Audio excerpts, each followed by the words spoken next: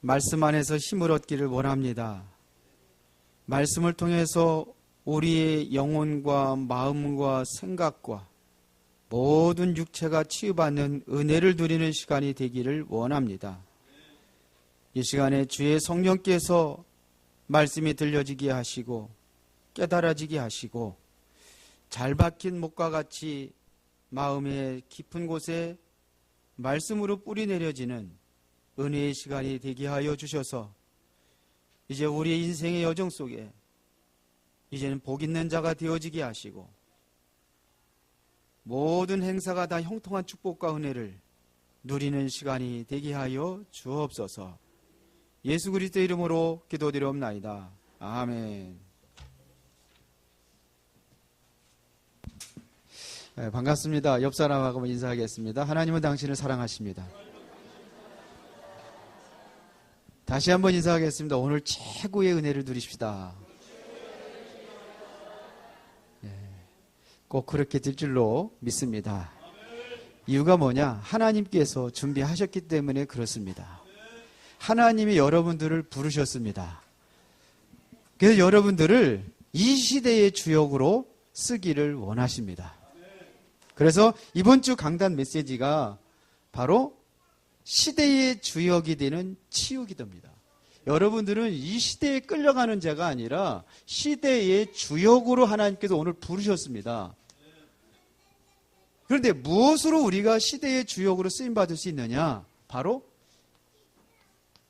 치유기도를 통해서 여러분들이 시대의 주역이 될 수가 있습니다. 그러면 여러분들이 시대의 주역이 되려면 분명한 여러분들은 답을 가지고 있어야 됩니다. 무슨 답이냐? 치유에 대한 답을 가지고 있어야 됩니다. 치유에 대한 답을 가지고 있는 사람이 바로 이 시대의 주역이 될 수가 있습니다. 하나님은 여러분들에게 치유에 대한 답을 주셨습니다. 그 답이 뭐냐? 그리스도입니다. 성경에 보면 그리스도의 이름으로 많은 환자들을 치유하고 많은 귀신들을 쫓아내고 그랬습니다. 그래서 치유의 답은 결론 붙여 얘기하자면 그리스도입니다. 오늘날 세상을 지배하고 있는 3단체가 있습니다. 그런데 이 3단체가 누구냐? 유대인들입니다. 프리메이슨입니다. 그리고 뉴에이지가 세상을 지배하고 있습니다. 지금도 보이지 않는 그들의 손으로 인해서 지금도 세계가 움직여져 가고 있습니다.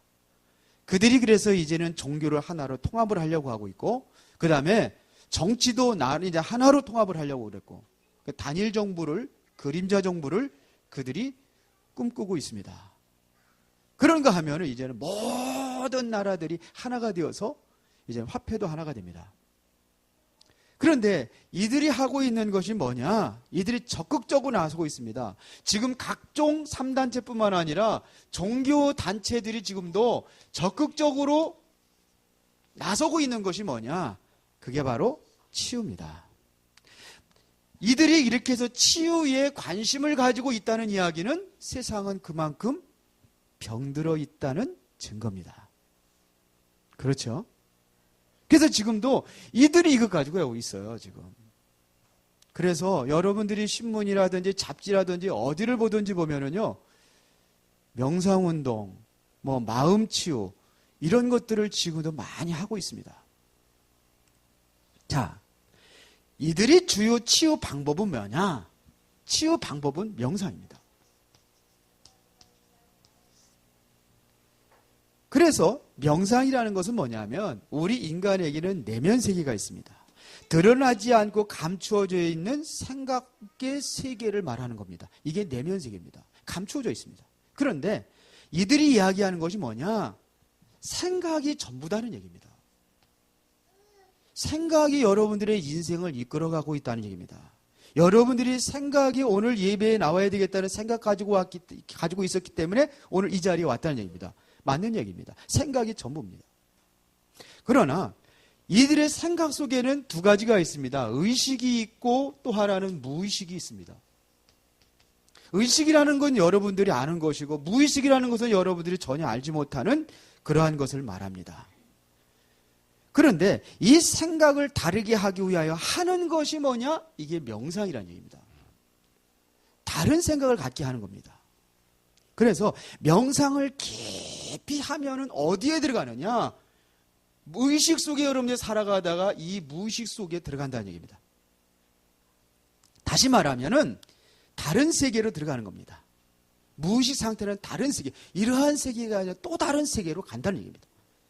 이때의 인간의 질병이라든지 모든 환경을 초월할 수 있다고 이들은 그렇게 가르칩니다. 그러면 그 초월자가 누구냐 이거예요. 모든 것을 초월할 수 있는 초월자가 누구냐 이거예요. 그게 결국은 악령의 역사입니다. 우리가 가르치는 것은 명상이 아니라 치유를 위해서 가르치는 게 있는데 묵상입니다. 시편 1편에 보니까는 복 있는 사람은 악인의 길을 따르지 아니하고 죄인의 길에 서지 않고 오만한 자리에 앉지 오직 여호와의 율법을 주야로 묵상하는 자로다. 그때 어떤 역사가 일어납니까? 말씀을 묵상하고 깊이 묵상하는 자에게는 뭐가 일어나요? 시냇가에 심은 나무가 시조를 쫓아 과실을 맺으며 그 잎사귀가 마르지 않은 것 같으니 그 행사가 다 형통하리라 그랬습니다. 우리는 명상이 아니라 무엇을 하는 거냐? 묵상을 하는 겁니다. 그러면 이 묵상하고 명상하고의 차이가 뭐냐? 묵상이라는 것은 시작이 하나님으로부터 시작이 된 겁니다. 명상은 뭐냐면 나로부터 시작이 된 겁니다. 그래서 나라는 기준을 가지고 시작해서 무의식 속에 들어가가지고 내가 무의식 속에 들어가서 내가 신이 될 수가 있는 겁니다. 하나님이 된다는 얘기입니다. 내가 초월해서 나의 무한한 내게 있는 능력을 드러내서 치유역사도 일어나고 다른 세계도 가서 뭐 이렇게 초월적인 그러한 힘과 능력이 나타난다고 가리키는 게 바로 명상입니다. 묵상이라는 것은 하나님으로부터 시작을 해가지고 내 나를 채우는 겁니다. 뭘로요? 하나님의 말씀을 깊이 묵상하면서 하나님의 말씀을 채우는 겁니다. 그래 명상은 뭐냐? 나를 비우는 것입니다. 그러니까 다시 말하면 비운다는 이야기는 욕심도 버리고 비우는 겁니다. 세상의 모든 세 속의 염려와 근심과 모든 것을 다 버리는 겁니다. 그런데요, 묵상은 뭐냐? 말씀으로 내 마음을 채우는 겁니다. 그러면 다시 한번 명상이라는 건 나를 비우니까 비어있는 자리에 누가 다른 영이 들어간단 말입니다. 성경은 그거를 귀신이 들어간다 이렇게 됐습니다. 악령이 들어간다는 얘기입니다. 악령. 그런데 묵상한다는 하나님의 말씀이 내가 임하니까는 말씀으로 채워지면 누가 역사를 하냐? 말씀을 통해서 주의 성령이 역사하는 것입니다. 결과는 어떻게 나느냐? 이 악령이 있다면 결과는 뭐냐? 나중에는 더 형편없이 더 악한 나의 모습으로 변화된다는 얘기입니다. 그러니까 뭐냐? 이것을 흑암이라고 합니다. 흑암의 나라예요. 성령이 내 안에 임하시면 묵상하면 뭐냐? 하나님의 나라가 이루어지는 것입니다. 무엇을 원하십니까? 이게 다른 거예요. 비슷해 보이지만 완전히 다른 겁니다. 묵상하고 명상하고는. 여러분들은 무엇을 해야 되겠습니까? 묵상을 해야 되겠습니까? 명상을 해야 되겠습니까? 지금 3단체 종교 단체들은 지금도 뭐냐? 치유에 적극적으로 지금 파고들면서 지금 신문이라든지 모든 것에 지금 뭐냐면 홍보하고 있는데 그렇거든요, 지금요. 요가라든지 아니면 템플스테이라든지 불교에서 다 하는 겁니다, 이게. 그리고 뭐냐? 기운동이라든지 이런 거 하고 있어요. 그런데 전혀 교회에서는 그런 광고 하나도 없어요. 그러니까 어떻게 되냐? 교회는 줄고 있습니다. 이 이야기는 다시 말하면 지금도 현대인들의 갈급함을 채워주지 못하고 있다는 증거입니다, 교회가. 그래서 지금 적극적으로 우리가 해야 될 것이 뭐냐? 치유운동입니다. 왜 해야 되느냐? 성경이 있기 때문에 하는 것입니다. 예수님과 초대교회도 치유사역부터 시작을 했습니다. 예수님의 공생애를 시작할 때에 오늘 마태복음 8장에 보니까 계속해서 치유 역사를 일으키고 있습니다. 성경에 나와 있어요. 초대교회 성도들도 안진뱅이를 일으킨 역사부터 일어났습니다. 답은 뭐냐? 그리스도입니다. 빌립이 사마리아 성에 가서 첫 번째 사마리아 복음 전하면서 첫 번째 사역이 뭐냐? 귀신 들린 자 치유하고 병든 자 치유하고 이것부터 시작을 했습니다. 그렇다면 우리 교회가 해야 될 일이 뭐냐? 이 시대에 정말로 시대의 주역으로 서기 위해서는 우리가 치유 사역을 감당해야 될 것입니다. 내가 치유받기 위해서 기도하는 것이 아닙니다. 그게 아니에요. 이제 우리는 그 수준이 아니라 그거를 초월해야 돼요. 내가 치유받기 위해서 기도하는 것이 아니라 시대의 치유자가 되기 위한 기도를 해야 된다는 얘기입니다. 시대의 주역으로 서기 위한 기도자가 되라 이런 얘기입니다. 그러려면 우리가 먼저 알아야 될 것이 있는데 지금 불신자들이 세상 사람들이 전혀 알지 못하는 것들이 있다는 얘기입니다. 그걸 우리가 알아야 돼요. 병의 근본 원인이 뭔지를 몰라요. 이들은 왜 사람들에게 병이 왔는지 병에 대한 원인을 모른단 말입니다. 그런데 성경은 분명히 말하고 있습니다. 어디부터 병이 시작이 됐느냐? 우리 인간에게 창세기 3장에서 병이 시작이 됐습니다. 그런데 이들은 몰라요. 우리는요, 이들을 능가하고 초월할 수 있는 시대적인 여러분들이 주역이 될 수가 있습니다. 치유주역. 왜 그러냐? 이거를 몰라요. 창세기 3장에서 시작이 됐습니다. 왜 거기서 시작이 됐습니까? 우리 인간이 죄로 인해서 저주받은 것이 이게 바로 병입니다. 죄 때문에 하나님의 영광에 이르지 못하고 생명을 잃어버리고 그때부터 상처와 모든 문제들이 왔습니다. 그래서 아담과 하와가 어떻게 합니까? 아담한테 내가 왜 선악과 따먹었냐? 그러니까 하나님 만들어준 저 여자가. 이때 여자는 충격받았을 거예요. 왜? 이는 내 뼈 중에 뼈, 살 중에 살을 갖다가 하나님 만들어준 저 여자가 따먹겠다. 손가락 어디가? 저 여자 때문에. 원망해요. 누구한테 들어가요? 저 여자 때문에. 충격이죠. 여기부터 온 겁니다. 성경은 그렇게 말합니다. 죄 때문에요. 왜 범죄했느냐 보더니 사단으로 인해 가지고 속아서 그랬어요. 사단이 뭐라고 꼬졌냐? 내가 선악과 먹으면 내가 하나님처럼 된다고 그러는 거예요. 여기 꼬였어요. 결국은 이래서 하나님과 함께할 수 없이 완전히 하나님을 떠나게 됩니다. 이래서 우리 인생들에게 모든 저주가 왔어요. 땅에서는 엉겅퀴가 돋아나고 가시덩굴이 돋아나고 여자는 잉태하는 고통이 시작이 되고 남자는 종신토로 땀을 내 땅의 소산을 먹어야 될 그러한 고난이 시작이 여기서 왔습니다. 성경은 분명히 얘기합니다. 이거를 모르죠. 뭐를 모르냐? 이렇게 지배를 당하게 된 배후 세력이 있는데 그것이 바로 영적인 존재가 있었다는 사실을 모르죠. 그러니까 뭘 모르느냐? 영적인 세계를 모르는 거예요. 이거를 몰라요. 이렇게 해서 내가 치유되고 육신적인 치유만 되면은 나는 치유받고 정말로 이거 명상운동이 최고고 감사하다. 그러지만 나중에 무너진단 말이에요. 왜 그러냐? 영적 세계가 있기 때문에 그렇습니다. 그래 무너지는 겁니다. 사람들은 육신적인 것만 보이는 현상만 따라가다가 결국은 속게 되는 겁니다. 이 존재가 속이는 존재이기 때문에 그렇습니다. 속인다고 되어 있습니다. 거짓말장이에요. 거짓의 합이. 그러니까 육신적인 거이나 보이는 것만 치유되면 끝나는 줄 알고 있는데 그게 아니란 말입니다. 이게 육신적인 치유는 끝이 아니란 얘기입니다. 근데 끝나는 줄 알아요. 병을 고친 이후에 더 심각한 문제가 옵니다. 틀림없습니다. 그래서 우리는 그것을 준비하는 것입니다. 그러면 성도들이 여러분들이 성도가 꼭 알아야 될 것이 있습니다. 사람들이 모르는 거 성도가 꼭 알아야 될 것이 있습니다. 그게 뭐냐 이거예요. 첫 번째는 이것이지만 이걸 우리가 알아야 되지만 또 두 번째 알아야 될 것이 뭐냐? 많은 사람들의 병은 마음에서 왔습니다. 마음의 병입니다. 이게 상처로 돼서 온 겁니다. 이스라엘의 역사 박물관에 가보면은 거기 하나님의 6개의 촛불이 켜져 있고 그 옆에 바로 비료 3개가 놓여 있다고 합니다. 6개의 촛대는 뭘 이야기하느냐면 히틀러에 의해서 600만 명의 대학살 사건을 당한 그 600을 상징하는 것이고 600을 의미하는 것이고 3개의 비누는 가스실에서 유대인들이 학살당할 때에 그들의 뭐냐면 지방을 가지고 만들어 놓은 것이 바로 비누랍니다. 이것을 볼 때에 유대인들이 그거를 보고 있다면은 아마 피가 끓어오를 겁니다.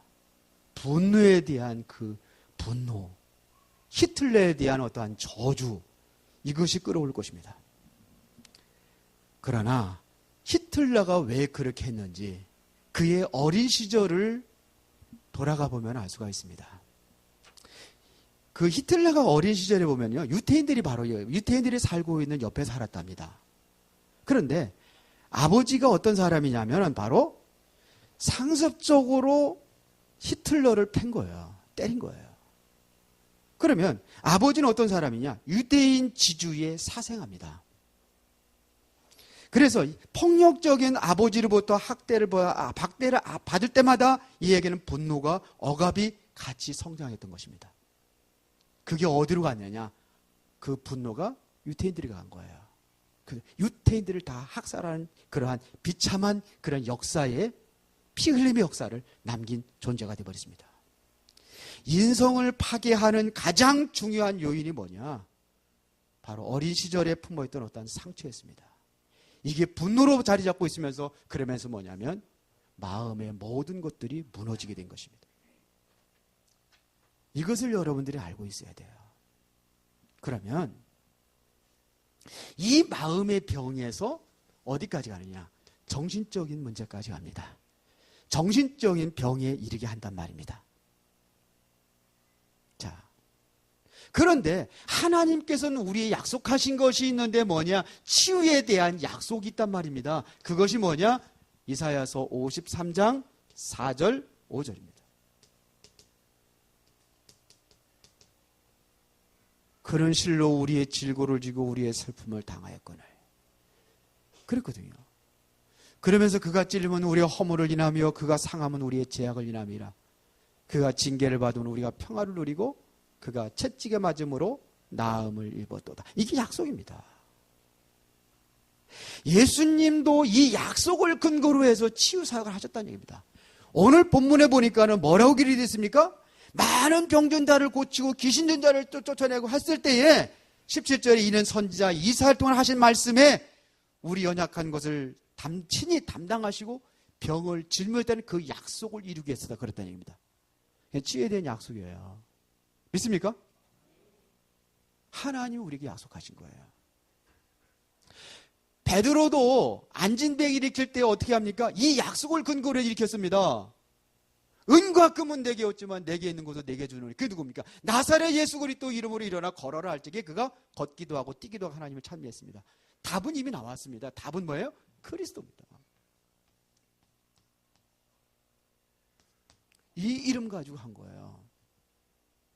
빌립이 사마리아 성에 가가지고 수많은 그러한 귀신 들린 자를 쫓아내고 병든 자를 고쳤는데 누구 이름을 한 겁니까? 그리스도 이름을 한 겁니다. 바로 약속의 근거에서 그가 도전했는데 치유 역사가 일어난 겁니다. 귀신들이 떠나간 역사가 일어나게 돼 있단 말입니다. 이게 치유에 대한 약속입니다. 그렇죠. 이 약속을 근거로 하는 겁니다. 우리의 성도들이 꼭 알아야 될 것이 또 하나가 있는데 그게 뭐냐? 이 병의 배후에는 누가 역사하냐? 사탄이 역사하고 있다는 얘기입니다. 물론 우리 병에는요, 과로로 오는 게 있고 전염으로 오는 게 있고 노화로 오는 게 있고 실수로 오는 게 있어요. 그렇죠. 전염병 그들한테 예수 믿는 사람만 피해가지고 전염병에 다 피해서 그러면서 예수 안 믿는 사람들만 다 전염병이 들고 그러지 않아요. 눈병 한번 눈병 오르면은 다 올라요. 병으로 쥐어져으로 오는 게 있어요. 그런데 그게 아니라 성경에서는 뭐냐? 영적인 것을 다루기 때문에 이걸 다루는 거예요. 그것만 있는 게 아니다 이거예요. 실수해서 오는 것만 있는 게 아니다 이겁니다. 그래서 지금도 배대 배후에 사단이 역사하고 있습니다. 이 사단이라는 존재는 두 가지로 역사하고 있는데 지금도 뭐냐면 지성인들을 통해 가지고서는 지금도 움직이고 있단 말입니다. 그게 바로 창세기 3장 사건입니다. 너도 하나님처럼 될 수 있어.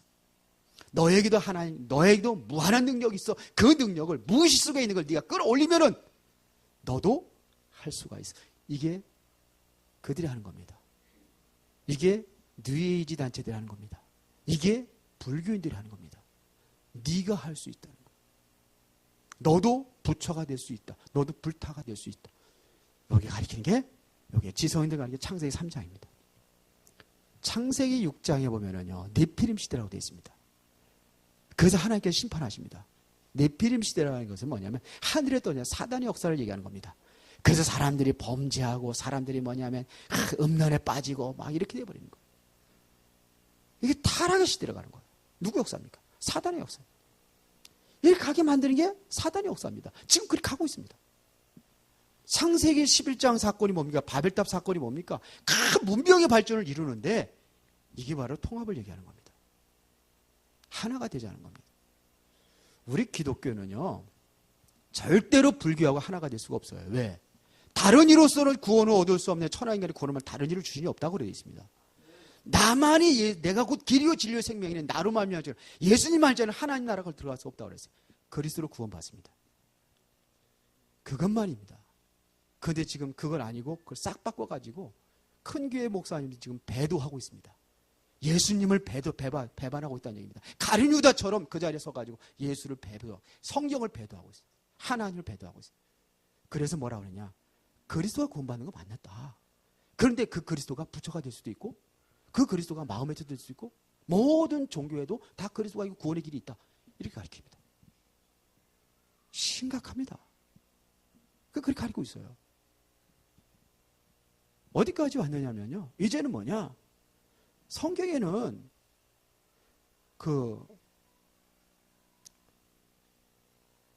동성연애 허락하지 않습니다. 성경에 그런데 뭐냐? 그거 하는 것도 인정하고 공산주의도 인정하고 모든 것도 인정. 이래서 세계 통합, 아까 얘기했던 단일 종교로 만들어가는 겁니다. 그 운동이 바로 이번에 부산에서 한단 말입니다. 전 세계의 모든 종교들을 모아가지고 그 회의를 한단 말이에요. 우리는 적극 반대 운동을 하는 겁니다. 김삼환 목사 아닙니다. 조용기 목사 아닙니다. 거기 앞장서가지고 그러니까 동국대에 가가지고 얘기했습니다. 뭐라고 얘기했느냐? 다 있어요. 지금 영상 동영상 다 떨어져 있습니다.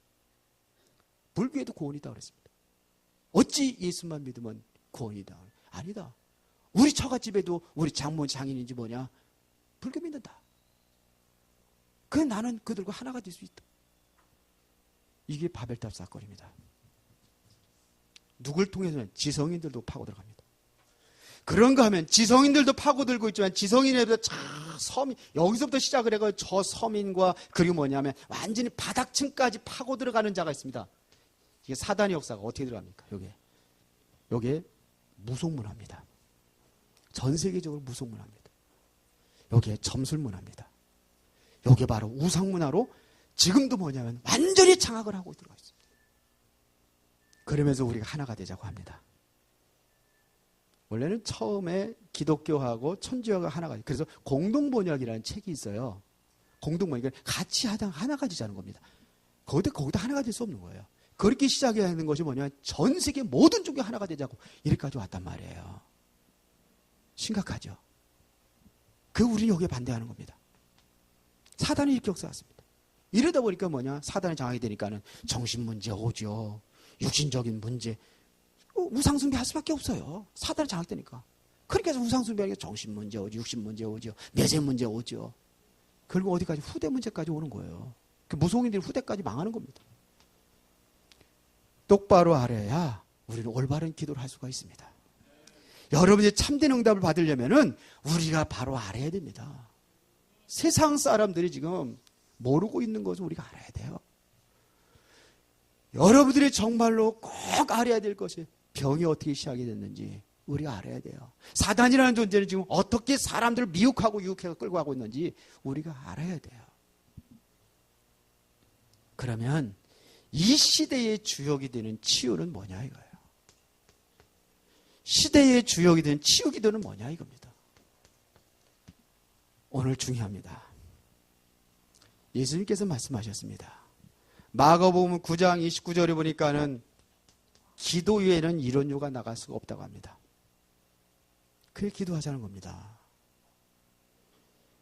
예수님께서 변화선상에 올라가 계실 때에 밑에 11 제자들이 귀신 들려가지고 간질병하는 아이 고치려고 그렇게 했는데 못 고쳤어요. 예수님께서 내려오니까 그 아이 아버지가 예수님한테 달려가가지고 얘기합니다. 할 수 있거든 내 아들 좀 고쳐주세요. 그랬더니 예수님이 할 수 있거든 무슨 말이냐. 믿는 자에게 능치 못할 리 없느니라. 그 아이를 고쳐줍니다. 그래서 제자들이 와가지고 묻습니다. 선생님 왜 우리는 안 됐습니까? 똑같이 예수 이름으로 기도하고 똑같이 했는데 왜 안 됩니까? 그때 예수님께서 하신 말씀이에요. 기도 외에는 이런 유가 나갈 수 없느니라 그랬어요. 그래서 뭐 해야 돼요? 기도해야 되는 겁니다. 기도 외에는 이런 유가 나갈 수가 없습니다. 시대적인 주역이 되려면 우리는 뭐 해야 되느냐? 기도해야 됩니다. 문선명이가 사람 만나면은 아침 2시부터 일어나가지고 4시간씩 기도했다잖아요. 그러니까 세상을 지배한 거요. 지금 모든 단체들을 기도 열심히 합니다. 무속인들도 하루에 3번씩 기도합니다. 그러니까 그 능력이 나타나는 겁니다. 그 능력을 부인하면 안 되잖아요. 기도하니까 나타나는 겁니다. 그 배후에 악령이 역사한다 할지라도 기도해서 그들에게 능력이 나타나는 겁니다. 그렇다면 우리는 기도해야 될 거 아닙니까? 그러면 어떻게 우리가 기도에 승리할 수 있느냐? 24시 기도하라고 해도 어떻게 24시 기도할 수 있느냐? 바로 여러분들이 꼭 성공시켜야 될 것이 뭐냐? 이게 바로 예배 기도입니다. 근데 이거를 잘 몰라요. 오시면은 잡담하고 그런 거는 예배 끝나고 하시고 기도부터 하세요. 어제도 밤에 다 기도하고 있는데 몰라서 그랬다고 그러더구만. 기도하고 이제 난 늦게까지 하고 있는데 막 떠드는 거예요. 자 기도했다고 그냥. 그러면 안 돼요. 기도할 적에도요. 깊이 기도하려면은 찬양 그거 막 소리 나오는 거 그거 하면은 그게 들어와요. 그건 기도 진짜로 모르는 사람들입니다. 조용한 음악을 깔아주는 거 괜찮아요. 근데 막 열광적인 거 막 찬양하고 막 할렐루야 막 그래. 기도하다 깜짝 놀래. 물론 큰 소리를 기도하라는 해요. 근데 혼란스럽게 하지 말아요. 정말 하나님께 집중하는 기도가 돼야 되거든요. 그게 바로 예배 기도부터 시작이 되는 겁니다. 예배는 혼란스럽고 그런 게 아닙니다. 예배 기도입니다. 예배는요. 예배가 뭐냐? 예배부터 알아요. 지극히 존귀한 자에게 경의를 표하는 것이 바로 예배입니다. 그럼 지극히 존귀한 자가 누굽니까? 하나님입니다. 하나님께 예배를 드리는 거예요. 경의를 표한다는 것은 뭐냐면 이게 예배거든요. 우리가 찬양으로라도 하나님께 영광을 돌릴 수가 있고 그림으로라도 영광 돌릴 수 있고 여러분 글로라도 할 수 있어요. 그렇죠? 다른 것 가지고도 할 수 있어요. 우리의 마음으로도 할 수 있어요. 꼭 소리만 질러야지만 찬양이 그게 아니에요. 찬양이라는 것은 뭐냐면 다른 것으로 할 수 있어요. 여러분들이 가지고 있는 기능과 재능 가지고도 할 수 있어요. 이러면서 하나님께 경의를 표하는 겁니다. 하나님께서 우리를 창조하신 창조 목적이 있다면 바로 무엇 때문에 창조하셨느냐? 예배를 위해서 창조했습니다. 이 백성은 내가 나를 위해 지었나니 나의 찬송을 부리게 하라미라. 하나님을 찬양하기 위해서. 무리 내 이름을 거는다. 내가 내 영광을 위해 창조한 자를 오게 하라. 내 영광을 위해 창조한 자. 왜 그래? 이들을 내가 지었고 만들었느니라. 그런데 우리 인간이 범죄했어요. 하나님을 찬양하는 게 아니에요. 우상과 종교 속에 빠져가지고 사탄을 찬양하는 거죠. 그래서 하나님께서 예수 그리스도 보내서 뭐냐면 우리를 죄와 사단에서 우리를 구원하신 겁니다. 그 이유가 뭐냐? 에베소 6장 1장 6절에 보니까 그를 찬미하기 위하여 영광입니다. 하나님께 예배하기 위해서입니다. 그러면 예배할 때 어떤 일이 나느냐? 예배할 때 모든 저주가 끊어지는 것이 바로 예배입니다. 흑암에서에게 성경은 그렇게 말합니다. 역대상 21장 또 사무엘하 24장 거기에 보면은 다윗이 범죄한 내용이 나옵니다. 인구조사를 했단 말이에요. 자기 힘을 얘기하는 거예요. 우리 진짜로 이제 이만치 됐으니까 됐다. 우리 정말로 사람들 젊은 사람들 얼마나 되는지 전쟁의 힘이 얼마나 되는지 그걸 조사했단 말이에요. 그래서 하나님이 갓 선지자를 다윗에게 보냅니다. 보내서 뭐라 하냐면 다윗이 깨달았어요. 내가 잘못했구나. 그때 이야기를 합니다. 3가지 저주를 갖다 줍니다. 3년간 기근이 들어서 기근을 선택할래? 아니면 3년간 대적의 손에 쫓겨다니는 걸 선택할래? 아니면 3일간 온욕으로, 다시 말해 전염병으로 고통을 당할래? 이거였어요. 이게 저주예요. 왜? 하나님께서 우리에게 율법을 지키면은 뭐냐면 복입니다. 그런데 율법을 어기고 다른 길로 가면 저주가 임하는 거예요. 그게 저주가 바로 다윗에게 임한 거예요. 다윗에게. 다윗의 범죄로 해서 이스라엘 백성들이 뭐냐면 아침부터 정해진 시간까지 7만 명의 병들어 죽어져 갑니다. 그때에 다윗이 불이 나게 한 것이 뭐냐면 제사를, 제사가 오늘 예배잖아요. 제사를 준비하라. 아리나우스 타작마당에서 제사를 지냅니다. 번제와 화목제를 지낼 때 그때 여호와의 사자가 움직이던 저주의 칼이 꽂혔다라고 그랬어요. 끊어졌다는 얘기입니다. 이게 바로 예배입니다. 자, 출애굽기 20장 24절에 보니까 이 예배를 드릴 때에 어떤 일이 나느냐? 하나님이 인재하여 복을 주신다고 되어 있습니다. 이 예배입니다. 그러면 주일 예배만 성공하면 되느냐? 그게 아니요. 여러분은 여기서 답을 찾는 거고 응답은 여러분의 삶의 현장에서 응답받는 겁니다. 그거를 평일 예배라고 합니다. 그것을 여러분들이 정시 예배라고 합니다. 요거를 매일 예배라고 합니다. 그래서 흑암세를 꺾어야 될 거 아니에요. 가정과 가문의 흑암세를 꺾어야 될 거 아닙니까? 지역의 흑암세를 꺾어야 될 거 아닙니까? 예배를 통해서 모든 저주를 끊어야 될 거 아닙니까? 근데 이걸 안 하는 거죠. 초대교회가 날마다 했어요. 성전에 집에 있을 때 날마다 했어요. 그런데 안 하는 거죠. 그러니까 다 지는 겁니다, 지금. 엄청난 하나님의 축복을 가지고 있고 엄청난 하나님의 능력을 우리가 가지고 있는데 이것을 누리지 못하는 이유가 뭐냐? 예배에 실패하고 있단 말입니다. 그래서 지는 거예요. 모슬렘 국가 걔네들은요. 자, 유대인들도 마찬가지입니다. 하루에 3번씩 정식기도 하는데 그냥 잠깐 하는 게 아닙니다. 1시간씩 2시간씩 꿇어 앉아가지고 기도합니다. 그렇게 한다니까요. 무당도 그러고. 그런데 유독이 교회만 기도를 안 해요. 기도하는 사람들 있으면 불건전 신비주의가 기도를 많이 해. 그러니까 지는 거예요. 예배에 승리합시다. 주일 예배를 현장 예배로 여러분들 연결시켜야 됩니다. 이때 하나님이 준비한 모든 것을 누리게 됩니다. 이 예배가 성공돼야지만이 뭐가 여기느냐? 정식기도가 성공될 수 있고 이것이 정식기도가 뭐냐면 24시 기도로 연결돼서 승리할 수가 있는 것입니다. 24시 기도가 뭐냐? 하나님이 준비한 모든 축복을 24시 누리는 게 24시입니다. 기도입니다. 누리시기 바랍니다. 그럼 뭐부터 성공하라고요? 예배부터 성공하세요. 그런데 예배에 대한 인식이 너무 잘못되어 있어요. 지금 누구 생각대로 움직이냐? 내 생각대로 움직이는 게 아닙니다. 내 편리주의대로 움직이는 게 아닙니다. 성경은 그렇게 원하지 않습니다. 내 편리에 따라 가지고 교회 와서 시간이 있으면 오고 시간이 없어서 바쁘면 안 오고 이게 무슨 예배입니까? 지극히 존귀한 제 경의를 표하는데 그게 무슨 예배입니까? 마음과 생각 자체가 벌써 축복받을 자체 생각이 안 돼 있어요. 그러니까 실패하는 거예요. 바쁘다고. 바쁜 가운데 먼저 우선 예배를 선택하는 게 진정한 예배예요. 남은 시간 하면 쪼가리 나투리. 이거는 존경하고 경외하는 마음이 사라진 겁니다. 그렇잖아요. 무슨 돈이 있으면 없으면 안 하고 있으면 불쌍하다 구제하고 이럽니까? 하나님이 무슨 거짓입니까? 그게 아니잖아요. 마음부터 바꾸시기 바랍니다. 그래야 여러분들의 마음에 누가 역사하냐? 그리스도가 역사하게 되어 있습니다. 근본 문제와 영적인 세계를 여러분이 알고 치유에 대한 답을 가지시기 바랍니다. 그리스도. 이젠 여러분이 24시 기도로 여러분들이 승리하시기 바랍니다. 예배 기도에 승리하시기 바랍니다. 그래서 여러분들의 치유 시대에 주역으로 쓰임받아야 될 줄 믿습니다. 그러면 하나님께서는 여러분들을 치유 시대의 주역으로 쓰기 위해서 뭘 줬느냐? 답을 주었습니다. 치유에 대한 모든 답을 주었습니다.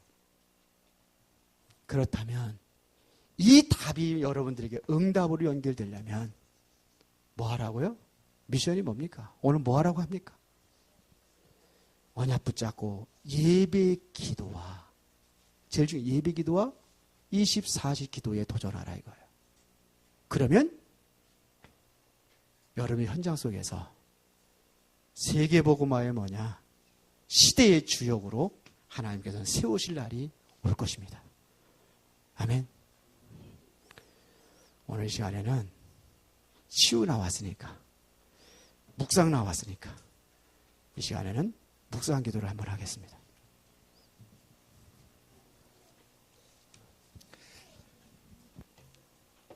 우리 조용히 묵상하겠습니다. 오른손을 가슴에다 딱 얹으세요. 눈 감으시고 천천히 숨을 들이시기 바랍니다. 잠깐 멈추고요. 다시 천천히 내쉬기 바랍니다. 다시 한번 하겠습니다.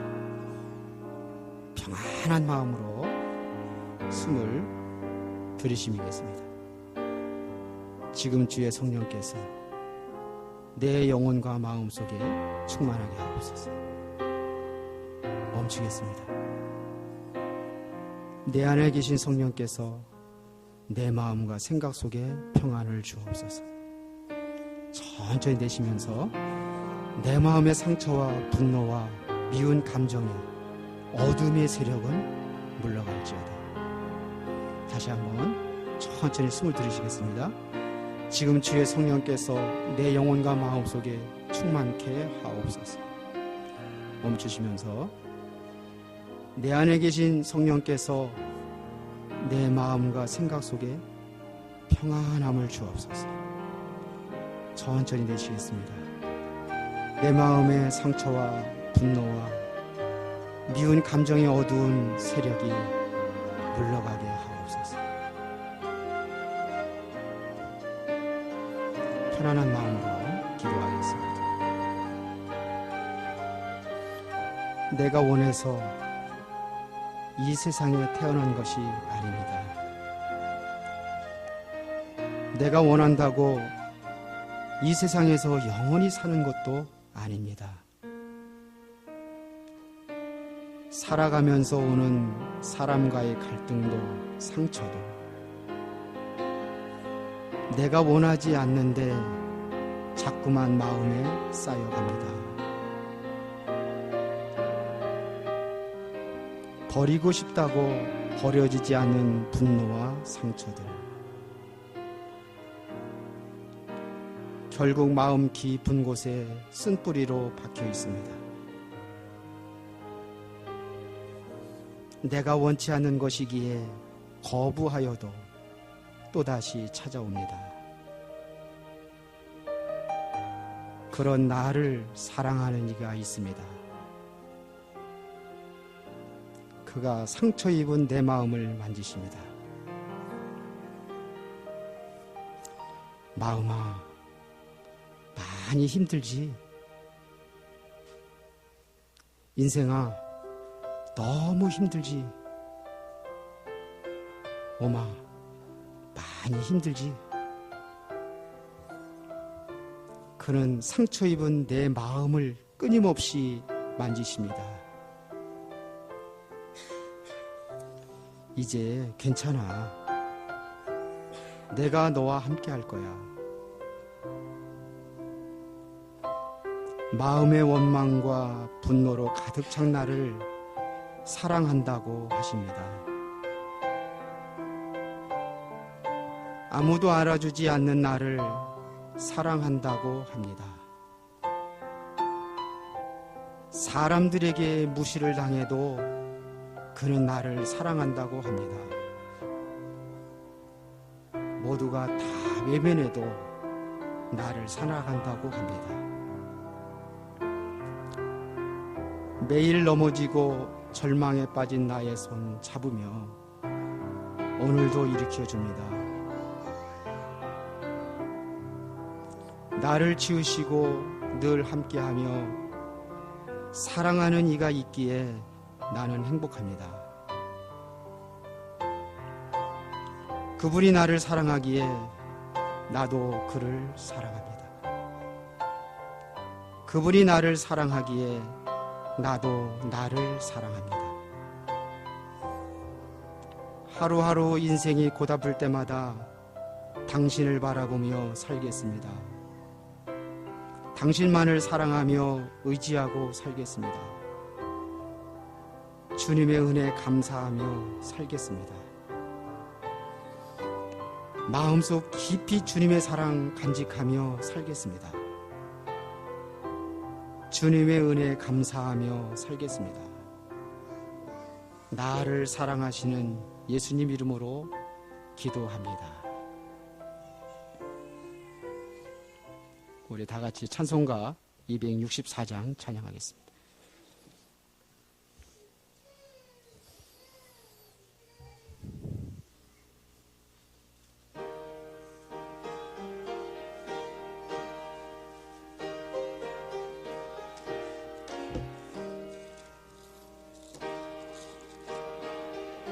셈이 나의